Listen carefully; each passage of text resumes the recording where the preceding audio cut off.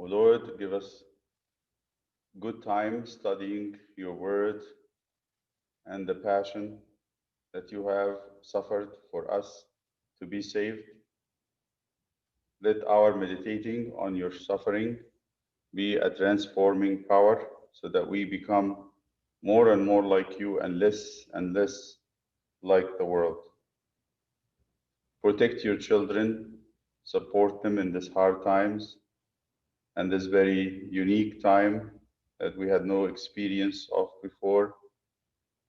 You only know what to come ahead. May your Spirit lead your church and guide us and support us as one body and one mind and one soul. Be with those who are sick with the virus and those who are exposed to the infection. Forgive our sins, our self-centeredness and our fears and lack of faith and lack of trust in you. Renew our hope in you. May your words, O Lord, be life-giving and transforming. Make our coming to church easy and open the doors of the church always. May our liturgies, whether outdoors or indoors, be always filled and sought after through intercession of your mother and the holy apostles. Accept our prayers and fasting and help us as we pray to your Father, saying, Our Father who art in heaven, hallowed be thy name. Thy kingdom come, thy will be done on earth as it is in heaven. Give us this day our daily bread, and forgive us our trespasses, as we forgive those who trespass against us. Lead us not into temptation, but deliver us from the evil one. In Christ Jesus our Lord, for thine is the kingdom, the power, and the glory now and forever. Amen. So we continue with where we left last time, and we left at the moment that Pilate had the first trial of Christ. Pilate had two trials. In between, he sent him to Herod, and the last thing we noticed that Pilate tried to get rid of this trial by all means. He wanted someone else to be in that place. He concluded quickly that Jesus was innocent, and he concluded that there was nothing deserving death that he can actually condemn the Lord to death for. And he concluded that the high priest Caiaphas and the group of the Sanhedrin that came with him had a lot more personal issues with the Lord than it might seem from their accusations. So he, at the end, sent him to Herod Antipas. So the next chapter of the book is about Herod. Who is Herod? What did he do with the Lord, and what was his background? Herod Antipas was in Jerusalem. Although he is a tetrarch, the Romans never gave him the title of king. His father is King Herod the Great, the one responsible for the massacre of the Bethlehem children in the time of the birth of Christ. Herod the Great died 4 BC, before Christ. So this division happened when the Romans divided the region that Herod the Great reigned on into 4 groups, and they gave the title of tetrarch to each of the leaders. And there were mainly 3 of them were the children of Herod the Great.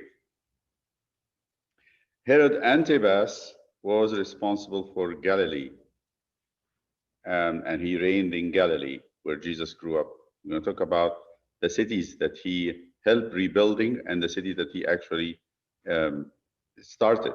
He built a new city by the Galilee, the Sea of Galilee, and we're going to see some pictures of that today. The other child of Herod the Great is Herod Philip. They're all called Herod. Herod Philip was the second one, and he was in the region of Herod Philip was in Perea. And then there was Archelaus, whom the emperor had deposed very quickly from Judea and sent Pontius Pilate instead. So you have those very known three, the most important of the four. And Herod Antipas was in Galilee. So Herod came to visit Jerusalem and stay at his father's palace in Jerusalem during the feast of Passover. So on Great Friday, Herod Antipas was in Jerusalem, as well as Pilate. Herod Antipas reigned in Galilee as a tetrarch from 4 BC, the year that his father died, to 39 AD. Like his father, who was the closest person in this character, he was a builder. He built big structures. One of them is Sepphoris. Sepphoris was a city, a very important city in Galilee. We're going to look at it quickly today from the map and from what it looked like at the time of Christ. Sepphoris is a very rich archaeological site in Galilee. If you go visit the Holy Land, they will take you to Sepphoris and show you some very impressive stuff. The other city that he started was a very Hellenistic Greek-styled city Herod Antipas has built from scratch, and it is Tiberias. It's on the shore of the Sea of Galilee. So let us go and look at those two cities. But Sepphoris is the capital, where his palace was. So let me show you what the map looks like and where each of them is. So we're going to go to Sepphoris on the map. So this is the Sea of Galilee, the blue spot on the right. And you have Nazareth.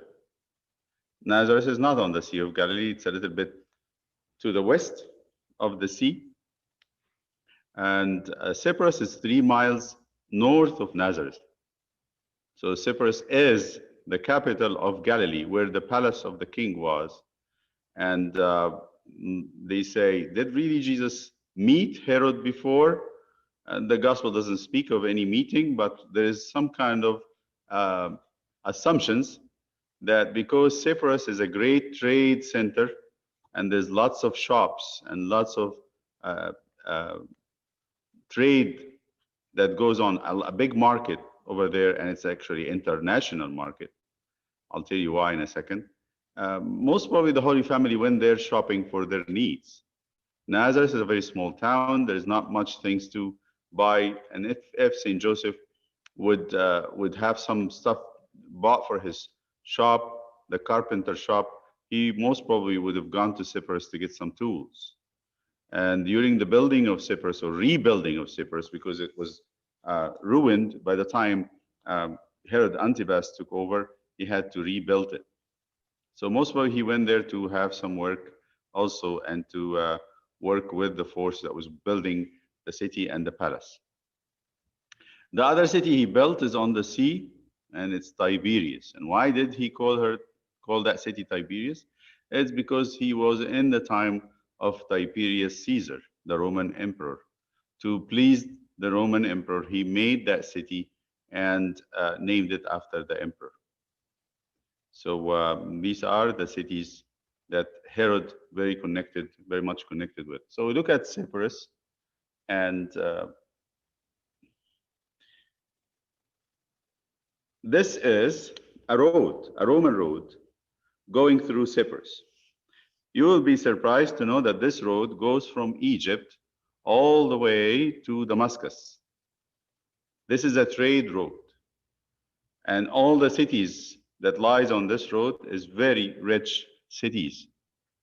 They're great cities because they are lying on or part of this trade road. So Sepphoris was on this road. When you go there, if you get the chance, the tour guides will show you the synagogue of Sepphoris. And many buildings in Sepphoris have mosaic on the ground. This is a floor mosaic with very rich ornamentation and drawings.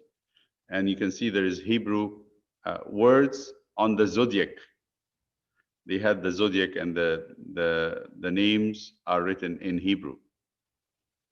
So these archaeological findings you'll find in Cyprus. It's really one of the greatest city in Galilee, might be one of the biggest archaeological sites in Israel. On the other side, Tiberias is, like we said, on the sea of Galilee, where Bethsaida is the far north, Capernaum to the west of Bethsaida, and then you have Tiberias down to the southwest of shore of the Sea of Galilee. Today, that's how Tiberias looked. It looks like this on the shore of the Sea of Galilee. It's a very modern city. In the time of Jesus, this city was not very much appreciated by the Jews because Herod Antipas had built it on top of graves, which made the place ceremonially unclean. So the Pharisees and the religious Jews will never live there. The whole ground is not clean. In addition, it was more Hellenistic. So the people who lived there didn't care much for purity, and they would just live like Greeks. They were more into the culture. So this is the achievements. These are the achievements of Herod Antipas. But he also did some other things. He built castles and palaces and renewed the palaces that his father had built. He was a builder. He was very much fond of building with big stones. We're going to look into also the castles that he had built and used it. The greatest crises in the life of Herod Antipas and the greatest tragedies came from a love affair between him and his sister-in-law. Just before we go and talk about Herodia, that's her name, who was the wife of Philip, Herod Philip, the other brother. He was not a full brother, he was a half-brother of Herod Antipas.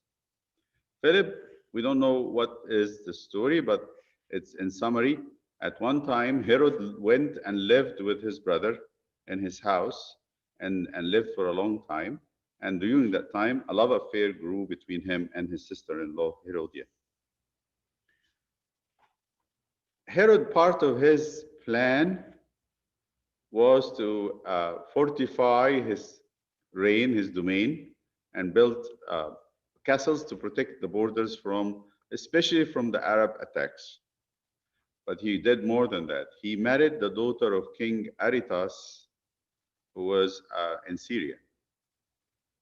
But then when he had the affair, he promised Herodia that he would divorce his wife and marry her after she get divorced from her husband, who is his brother.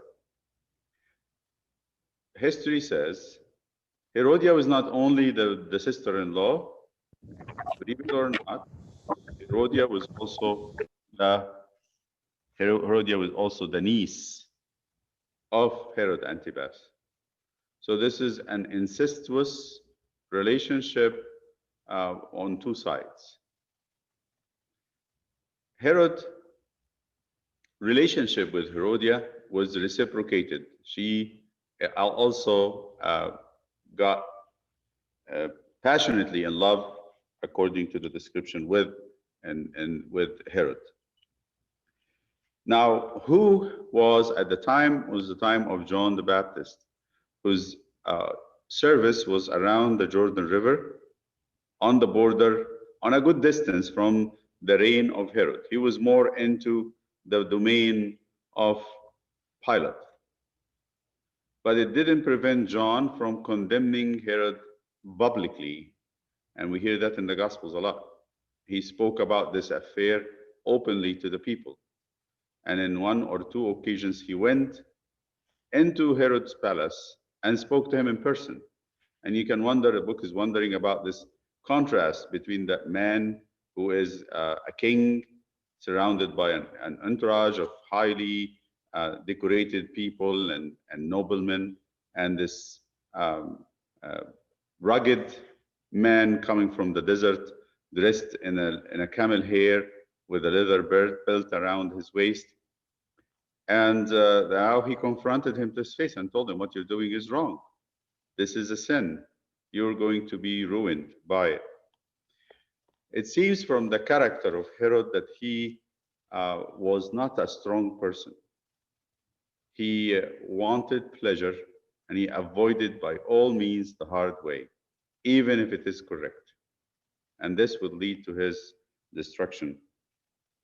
Herodia was very annoyed by John the Baptist, as we know. She was very annoyed, unhappy, and she wanted to kill him all along. Her only problem was Herod himself, her lover, because Herod feared John. Yes, Herod was a man of pleasures and a man who is weak, but he had a definition in his heart. He had a recognition of righteousness. He knew what is right, but he couldn't stand behind it because of his love of pleasure.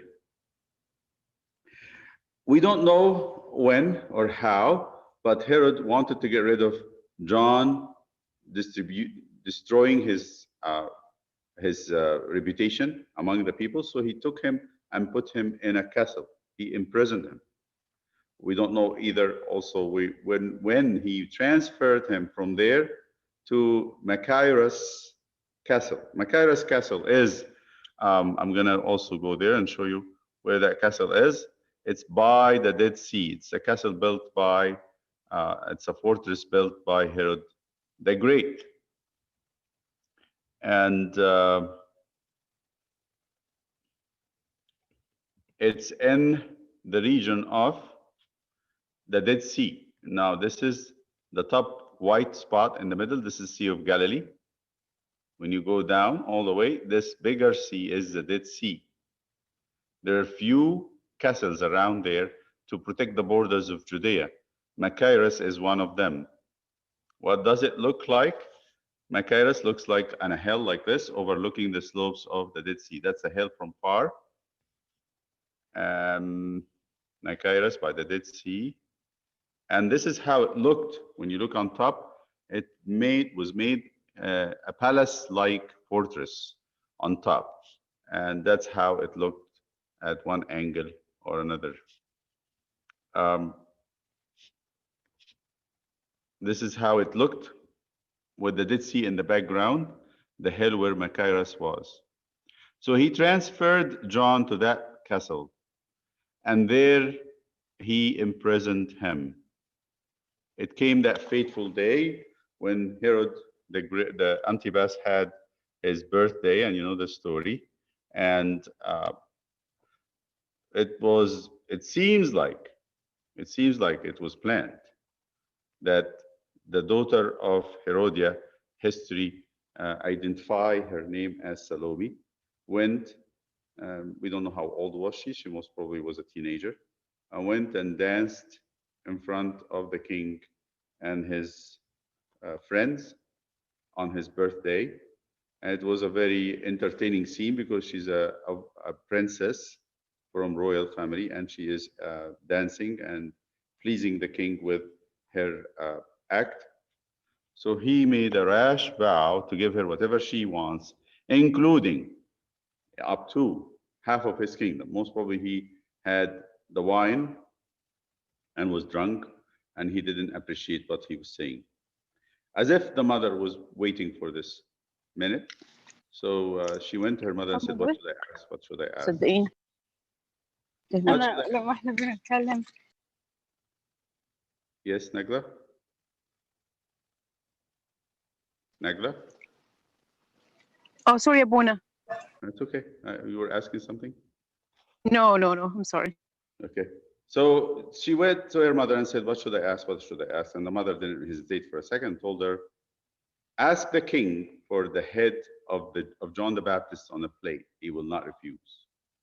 Because he had sworn an oath, and this is one of the rash oaths or vows in the Bible that should never been uttered, or at least not fulfilled, he was afraid that his reputation will be completely ruined as a king. To keep his prestige, he ordered that the head of John the Baptist brought, and that was imprisoned in the fortress of Machaerus by the Dead Sea, and they cut the head and they brought it on a plate and pushed it to Herodia. This was in the time of the service of the ministry of our Lord in Galilee. At one point in the gospel, it says that the Pharisees told Jesus, "Get out of here, out of Galilee, because Herod wants to kill you." Most probably, they didn't really have any indication to say that Herod was interested in killing Jesus. But why did they say that? They were trying to push the Lord to go to Judea, because in Judea, the Sanhedrin will have the power to kill him. So they wanted to force the Lord to go out of Galilee to Judea. But the writer of the book says there will be very little indication that Herod Antipas would want to kill Jesus. In fact, he thought that he was John the Baptist that had been raised from the dead, and now the miracles are done through him, and he was afraid of the Lord. So there is no indication that Herod really wanted to kill the Lord. Did they really meet at any point? Like we said, there was nothing mentioned in the gospel that they were met, except if Jesus was a little boy visiting Cyprus, where the king lived.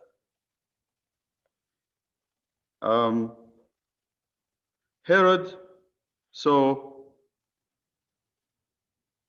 Christ, and of course he heard a lot of the miracles that Jesus did in Galilee. Of course, Pilate had sent somebody to tell Herod the affairs upon which he's sending this Galilean to him, that he is to be condemned or to be tried as worthy of death or not. So Jesus and Herod found themselves face to face. All of a sudden, Herod looked at the Lord, of course, and trying to find out, is this the man that all the miracles had been done through him? Seems like Herod's love for entertainment took over him, and he had been seeking this. All his life is about how to please himself. Now we have this man of tricks. He does the miraculous things that impresses everybody in front of him. He could not miss the chance of witnessing something and his court being entertained. In the same spirit that he had the girl dance, he wanted Jesus to perform something, which is disgusting.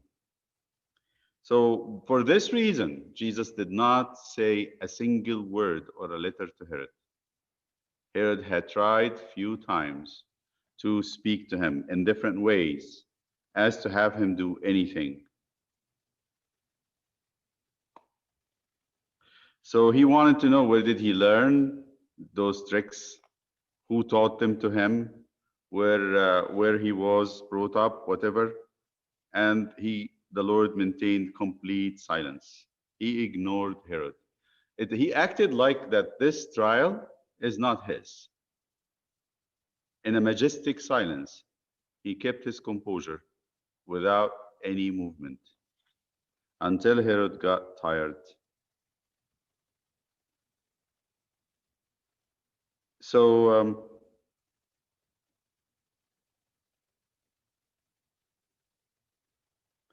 most probably the king felt humiliated and by the silence. So he said, let's have our fun with him. Either he's going to make it or not. I'm going to get my fun out of him by any means. Bring him one of my royal robes. So they go and bring an old, or most probably not used, a robe of Herod, and they put it on him, and they mock him as a king. And he asked his soldiers to mock him.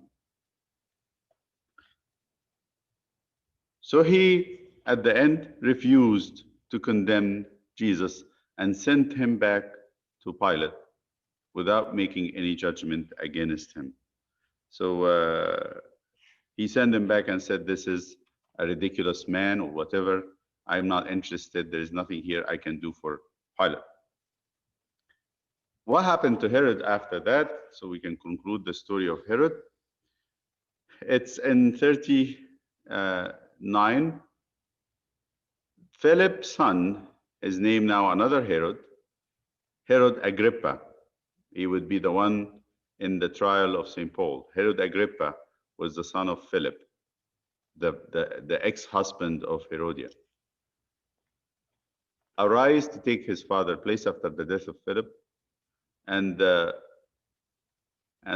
emperor Caligula gave it to him. But then Herod Agrippa was called the king by Caesar. He was given the title of a king. Herod Antipas got very jealous, and he wanted to travel to Rome to ask to be given the same title. On his way, Agrippa sent messengers to the Caesar and says that Herod Antipas, his uncle, is planning a treason and planning a revolt. Caesar doesn't see him and send him to be exiled in France, somewhere between France and Spain on the border, where he spent the rest of his life, and we never hear about him again in history.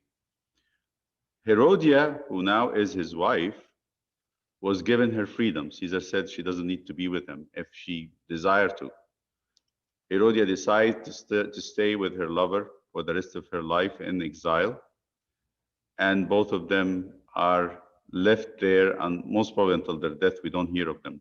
One thing we know about the ex-wife of Herod, when Herod married Herodia, the Arab king Aretas, got so angry at the treatment of his daughters that he actually started to fight and have war against Herod and caused a lot of injury to his army. So this is the last we hear about Herod Antipas, as he's been deposed of Judea and Galilee and sent to be exiled in the western part of France. Now we come back to the Lord. He comes to Pilate again. Pilate is very disappointed. He hoped that this issue will be taken away from him.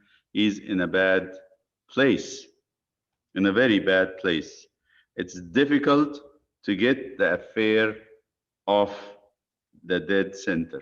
He's not able to move it at all. They are accusing him of something that needs to be punished by death, and Herod sees that he is innocent. Pilate's resources were not at an end. He now played the part of the weak judge and tried to be diplomatic. So he gets in the face of now remember, they are in Antonia, in the castle. After they are standing at the arched gate, he is in the court, standing there, and they speak to him through a translator. Of course, the common language between the two is Greek, so you have to have a translator. It's almost, Greek is the language like English today. It's the international language. So he speaks to them now in a tone that's different. So what does he say next time? He says, "You have brought before me this man as one who perverts the people. And behold, I, upon examining him in your presence, have found no guilt in this man as touching those things of which you accuse him. Neither has Herod, for I sent you back to him, and behold, nothing deserving of death has been committed by him." So he's trying to sum up the trial up till now.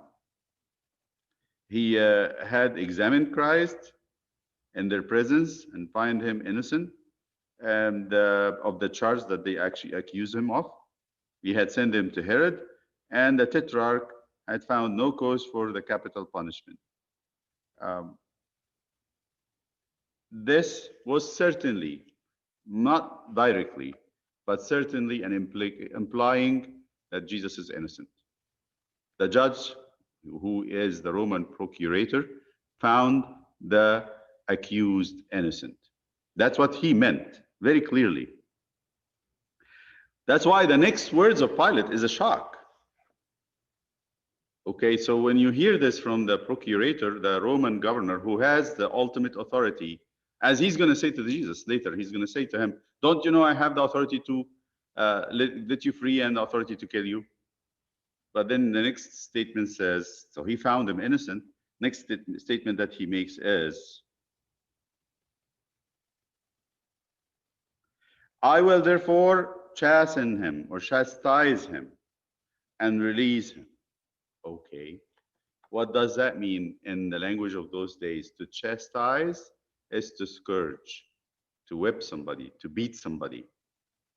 Okay, so if you, the governor, who has the ultimate authority, who carries the power of Caesar, the Roman emperor, sees the accused innocent, why do you need to chastise him?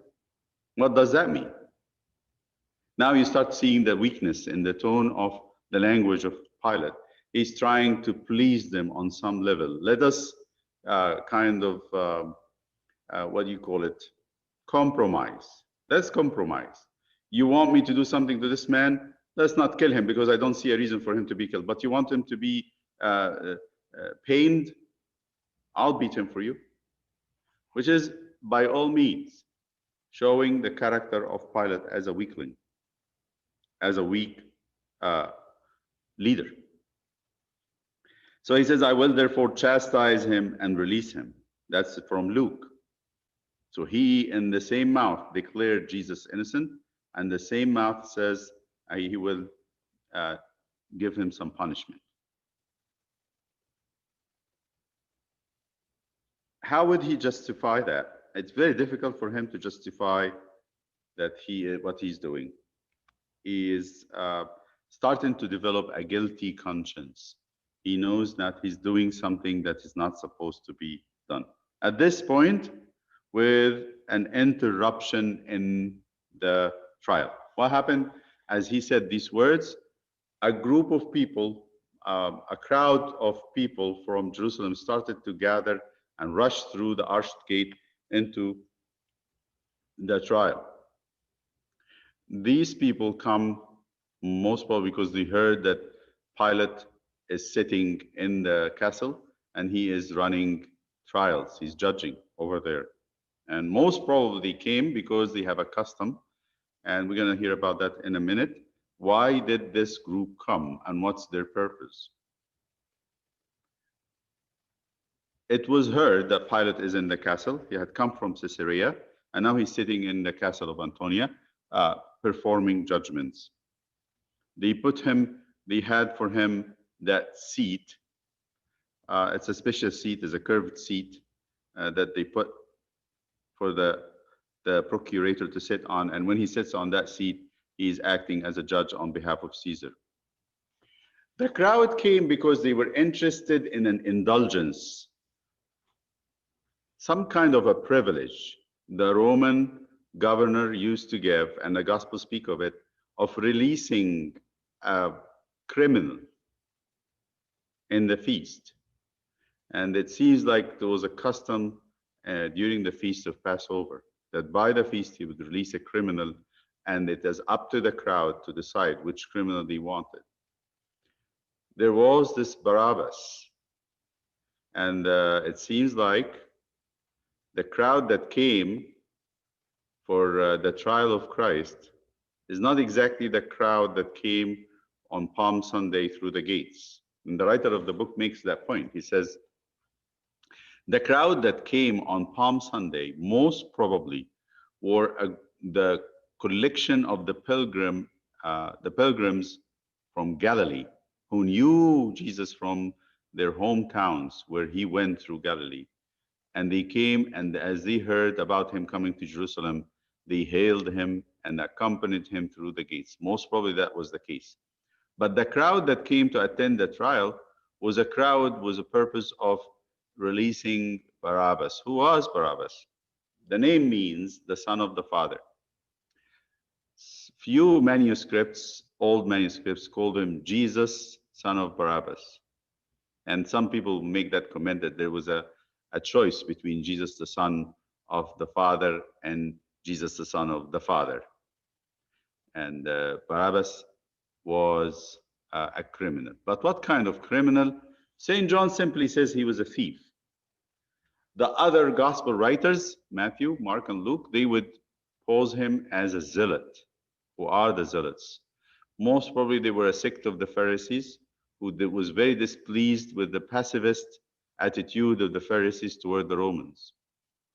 While the Pharisee go to the temple to pray for liberation, the zealot want action.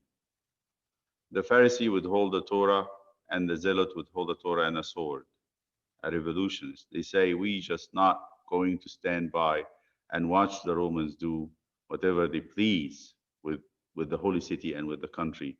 We need to act. So there was a murder, a killing happening during the feast, and Barabbas was involved with it. So the writer of the book said, if we follow that thought, we might understand the people that came to release Barabbas and ask Pilate for this favor as people who were touched by what Barabbas represented. He represented a revolutionist who wants to liberate them from the Roman occupation. So to them, Barabbas means a symbol to their nationality. They are nationalist Pharisees, if you think about that. So to them, the choice was clear.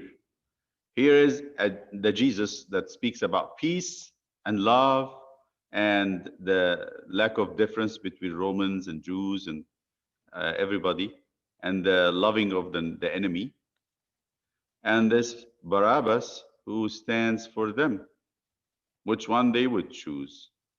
If they give in to the Lord, it would fulfill the prophecy of Caiaphas. He says, we let this man live, the Romans will take our place. That's how they believe. That choice was very simple to them. They want Barabbas. If this, you call him. And it made it very difficult even more. When Pilate asked the crowd, do you want me to release the king of the Jews?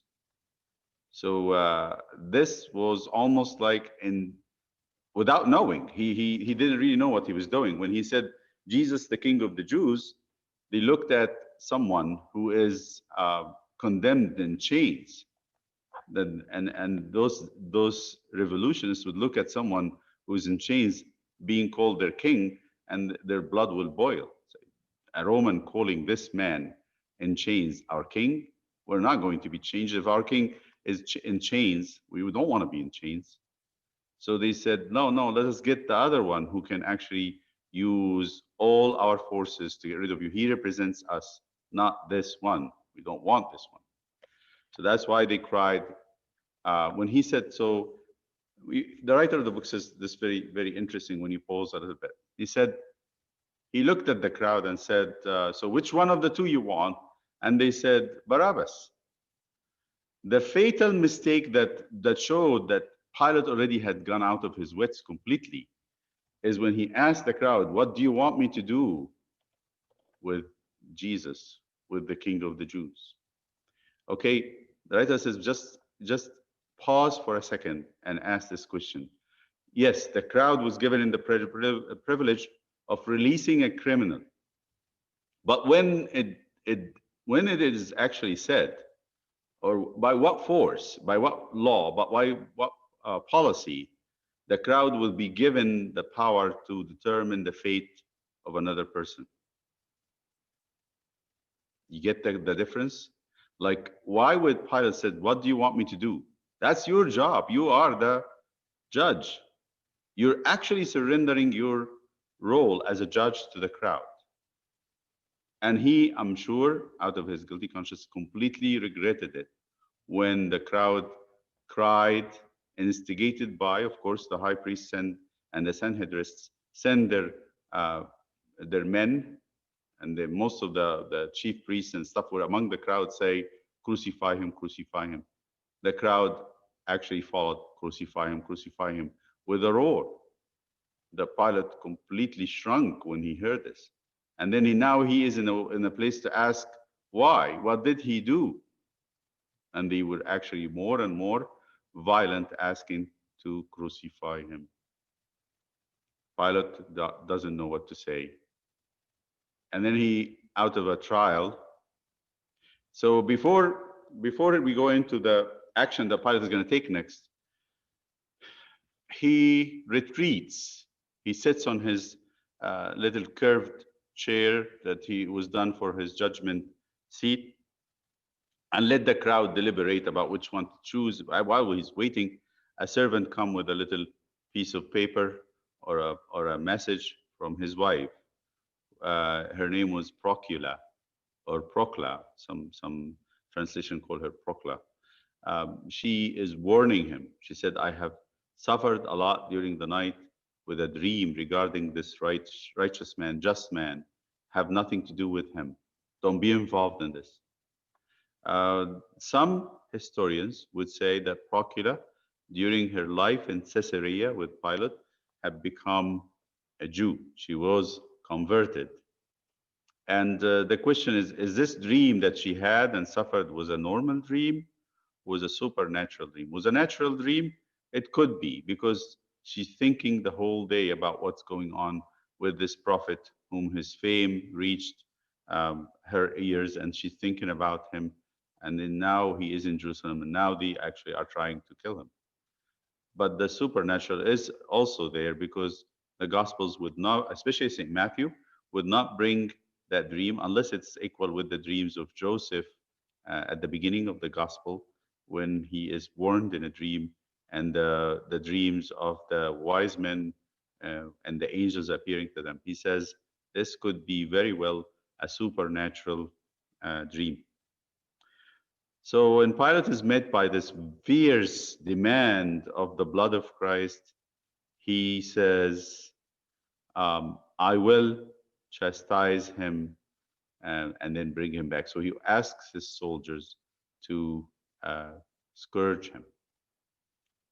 So they don't really take him away. As usual, in the time of the Romans, they usually don't take the condemned away in a place by himself to be scourged.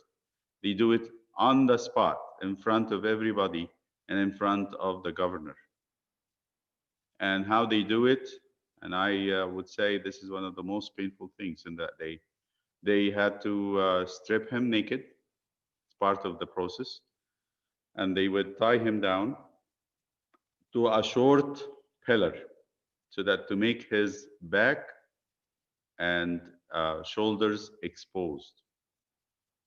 There's lots of historical description of Roman punishments. It's very brutal. And there are many reasons why they would scourge someone. One of the reasons to scourge somebody is to kill them.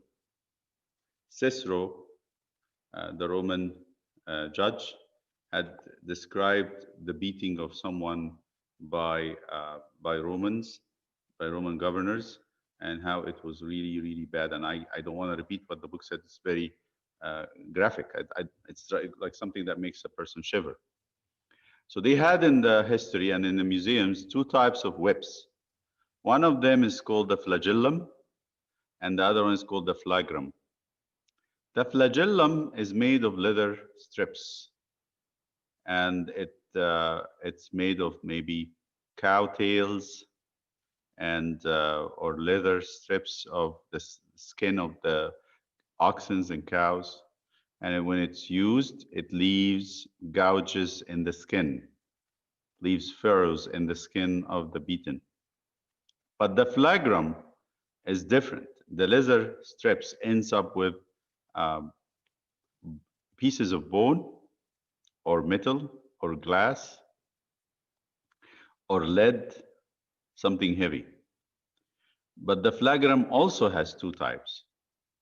One type is made of the leather strips that ends with those hard pieces, or it's made of fine metal chains. So they would beat with the chains. In either cases, the flagrum would leave the skin open, and the description of it in many places, it would say it would actually expose, and this was described in the martyrs, the Christian martyrs in the time of the Roman Empire, would expose the understructure of the skin, which is the flesh, tear the flesh and expose the veins and the nerves and the bone. So by the time they get done with the Lord, and I don't want to spend much time there, it's really painful. And you have a glimpse of it in the movie that Mel Gibson had done. It's historically correct. But by the time they left, he was covered with deep furrows and bruises and torn flesh from head to toe, and bleeding and blood drops coming out of him. It would weaken him so much that he would at one point unable to carry the cross all the way to Calvary.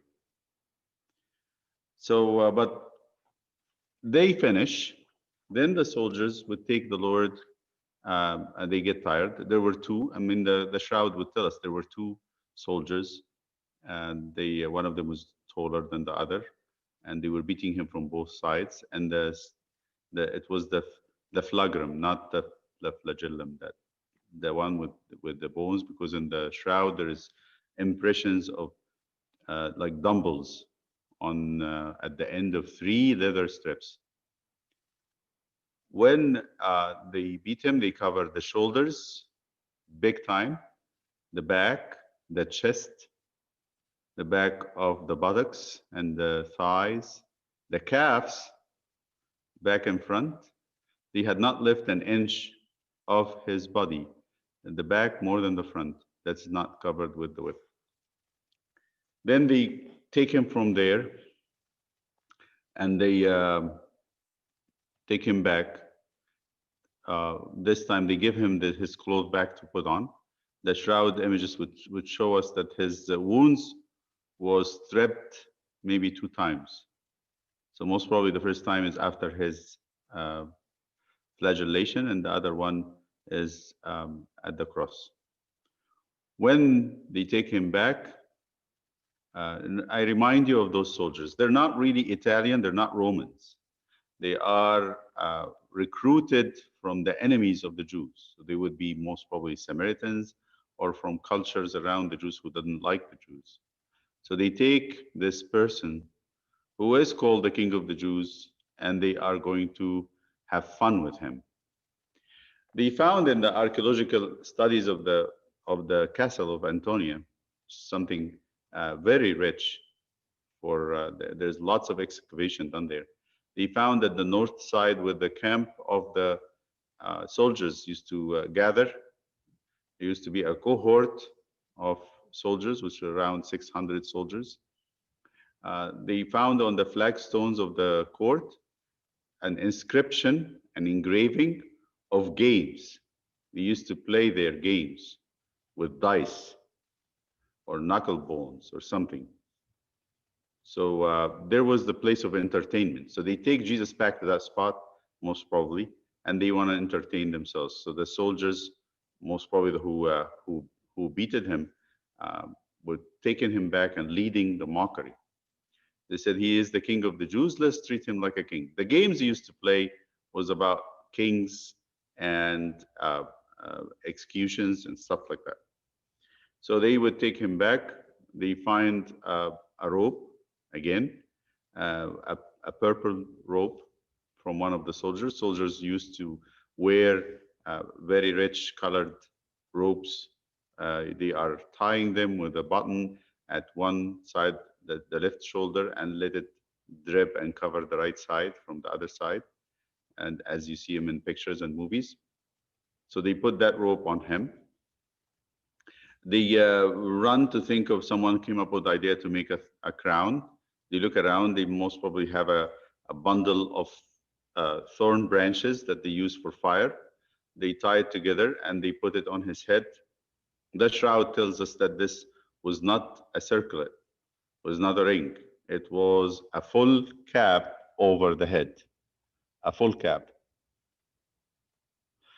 And then they put it on their head, not out of torturing him. This time it was just to entertain themselves. So, but there's no way you can put thorns on a scalp and make sure that it fits in there without bleeding. The thorns would go very easy into the scalp. It's a bloody area, and any of us who had experienced a cut through the scalp area or the front of the head, you will know how much blood that comes out of it. Almost all of us either seen it or experienced a cut or an injury to that place. Even how small it is, it will be very bloody. And then they found the reed to give him his scepter, and they got like a bench or something, and they sat him on it, and they give him the reed, put it in his right hand. He's resisting nobody. He is completely surrendering, and they clasp his hand on the reed, and they come one by one, introducing themselves and bowing and acting the act of homage to the king. But then after they get tired of this, they take the reed from his hand and they bang the reed over his head. St. John had explained this, and the gospel writers has explained all these things, not in a very excruciating details, but in a very summarized way.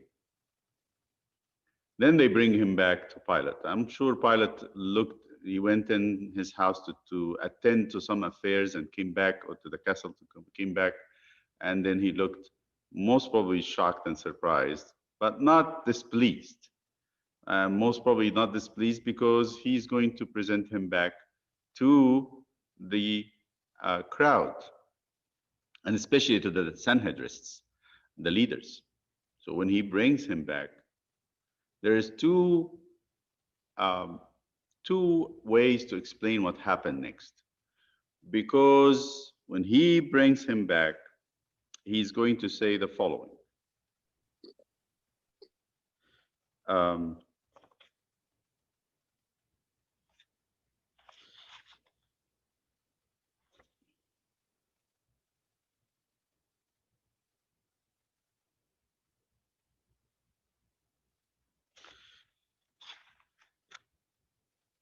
In the Gospels, he said, behold, I bring him out to you, that you may know that I find no guilt in him. Then he ordered the soldier to bring Jesus up the stairs. Now there's a big crowd. He has to bring him up to the stairs that leads to the inside of the castle. And he had told him to turn about so that he faced his enemies. And then Pilate cried out in a loud voice, behold the man. This is a very archaic, very interesting phrase. Behold the man. It is St. John who gave us these words. The same St. John who told us about Caiaphas making his prophecy about Jesus. He said, it's better for one man to die than the whole nation will perish.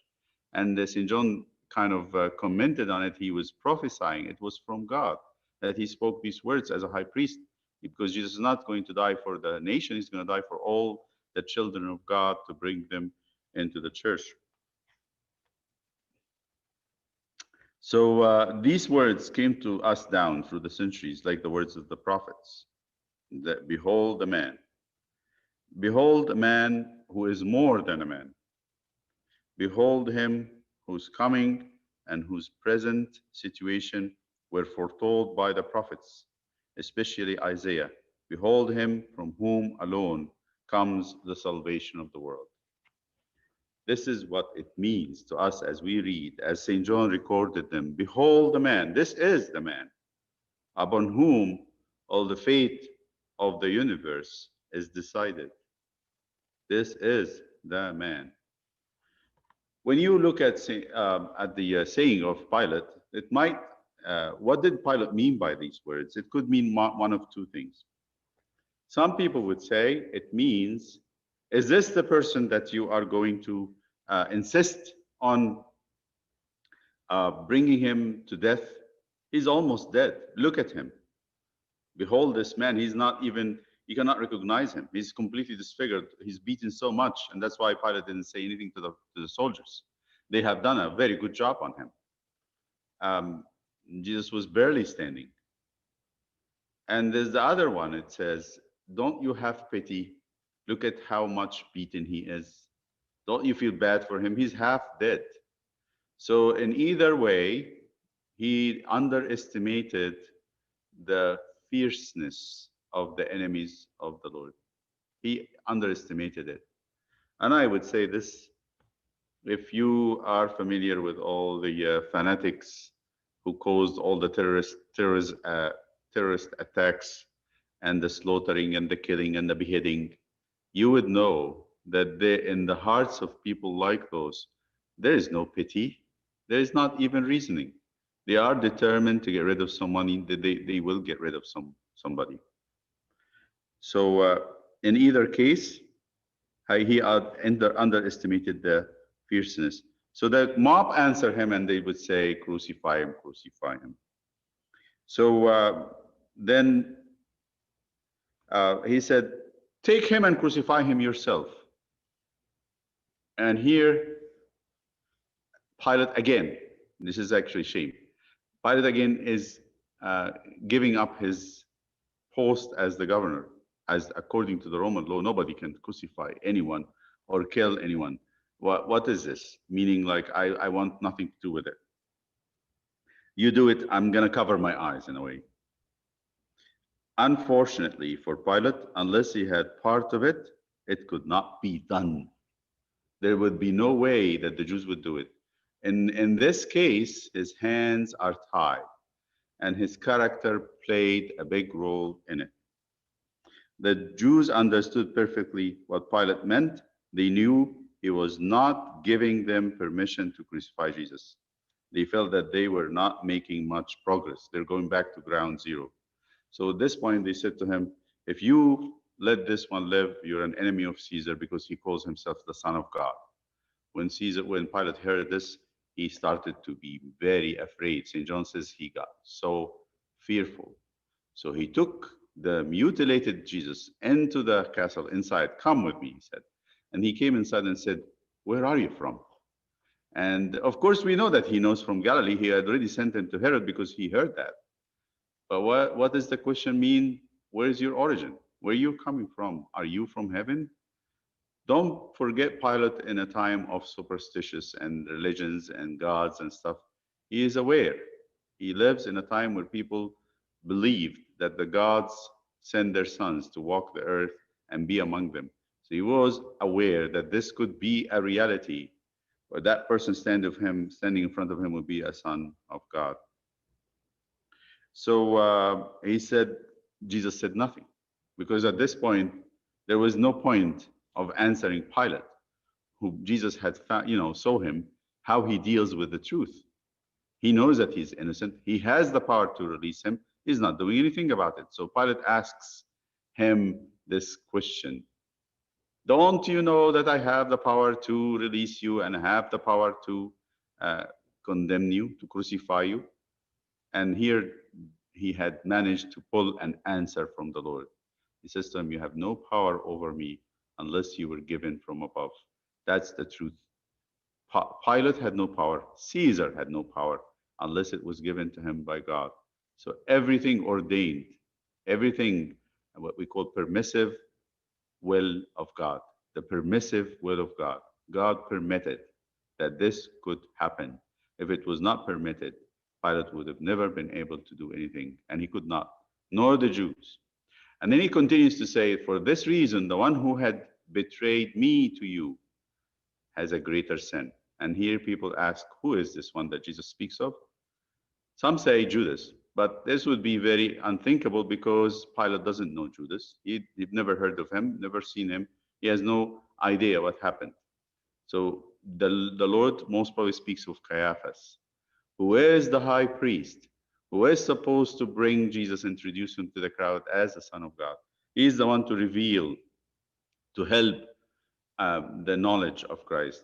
But the Caiaphas chose his own place and his own money and his own power to continue, even if it would lead him to kill Christ.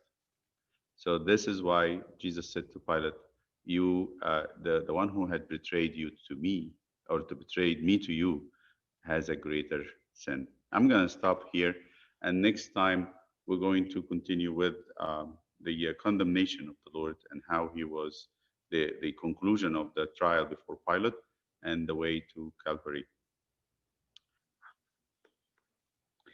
All right, let's say our Father. In the name of the Father, and the Son, and the Holy Spirit, make us worthy, O Lord, say thank you. Our Father who art in heaven, hallowed be thy name, thy kingdom come. Thy will be done on earth as it is in heaven. Give us this day our daily bread, and forgive us our trespasses, as we forgive those who trespass against us. Lead us not into temptation, but deliver us from the evil one. In Christ Jesus our Lord, for thine is the kingdom, the power, and the glory, now and forever. Amen. May the love of God the Father and grace of his only begotten Son, Jesus Christ, and the fellowship of the Holy Spirit be with you. Peace be with you.